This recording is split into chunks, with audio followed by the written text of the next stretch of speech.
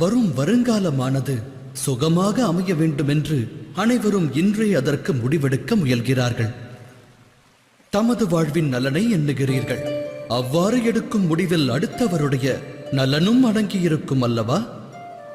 தனது வாழ்வினில் வசந்தத்தை உருவாக்க ஒருவர் முடிவெடுப்பதற்கு அனைத்து அதிகாரமும் உள்ளது. அது தவறில்லை. ஆனால் நிகழவிருப்பதை யார் அறிவார்? ஒருவரால் கற்பனை கொள்ள மட்டுமே இயலும். வருங்காலத்தை கற்பனையான எண்ணம் கொண்டு அனைவரும் வடிவமைக்க முயற்சி செய்கின்றோம்.